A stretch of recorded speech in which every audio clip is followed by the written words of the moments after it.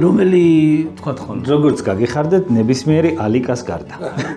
ამას გონგი უნდა. ხო, ესე არასოდეს არ წარმომედგინა ეს მომენტი. აი მაშინ ასე ვთქვათ. სანდრო მამობამდე და მამობის მერე რამე სხვაობა და რა განსხვავება უბრალოდ. სირთულეების მეორე მხარე, მედლის მეორე მხარე არის ის, რომ უდიდესი არსაიდან მოსული ენერგია მანამდე უცნობი ემოციები და სიხარული რაღაც მომენტში რაღაცას რო აკეთებთ და თავისი ინიციატივით რომ მოვა და გაკოცებს. მყინვარ წვერზე ხარ. აპრობილი და ევერესტი. პირველი უჯრედი რო ჩნდება ეკოსკოპიაზე და რო გაჩვენებენ პირველი მას სურათს. როგორ პირველი გულის მე არ ვიყავ პირველ ეხოზე. პირველი გულის ცემა, პირველი რაღაცა, აი მანდ შოკი იყო ხო და მეორე შემთხვევაში უკვე ჭიპლარის გადაჭრაც გავუბედე ჩემით.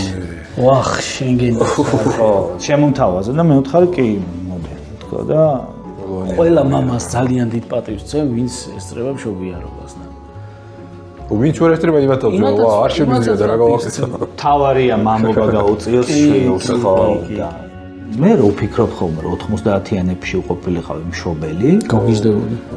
ჩვენს მშობლებს ათმაგად პატივს ვცემ. ზუსტად. იმიტომ რომ რანაირად უნდა გადაატანინო, ის მახსენდება ხოლმე რობერტო ბენინის ფილმი ხო იცი? ცხოვრება მშვენიერი.